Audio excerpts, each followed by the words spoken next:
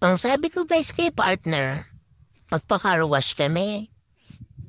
Pero ayan ang ginawa niya guys. Siya ang nag-car wash nung sasakyan na magpapa-car wash sa car wash shop. O, di ba guys? Ang galing.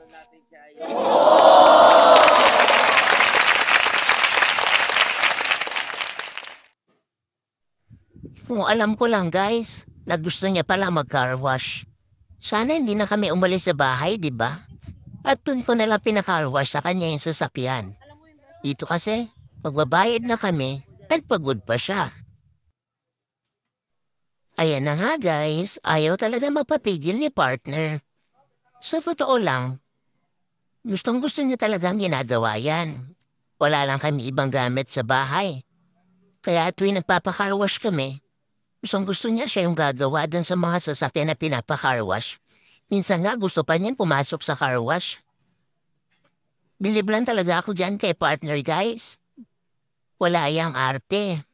Kahit ano pa yan, gagawin niya. Basta gusto niya. Maliban sa maganda na guys, ang sipag pa niyan guys, o di ba? Kulang na lang, pinturahan pa tong gulong ng sasakyan guys. Yan si partner. Walang arte. Kaya kung ako sa inyo guys, piliin niyo yung partner na madiskarte at maganda. Hindi lang dapat ganda. Dapat diskarte at sipag din meron. Yun nga lang, baka nag-iisa lang to si partner guys. Kaya huwag na kayo maghanap. Baka di rin kayo makahanap. O siya guys, tara, hayaan na natin siya dyan. O ayan na, banlaw na niya guys yung gulong. Diba ang tagal guys? Tuwan-tuwa pa yan guys oh. Gustong gusto niyan guys, naglalaro ng tubig. O sige.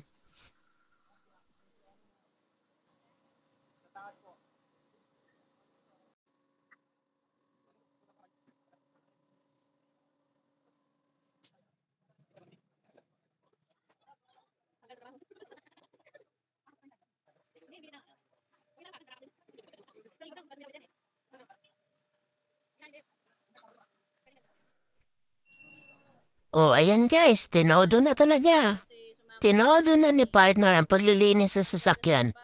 Kumbaga parang kinerir ba guys, kinerir niya. O sige. Alam mo, babayaran ka ng may-ari niyan ha? Sige, since nag-i-enjoy ka naman, suportahan pa ka. Basta ako, ibibidyo lang kita.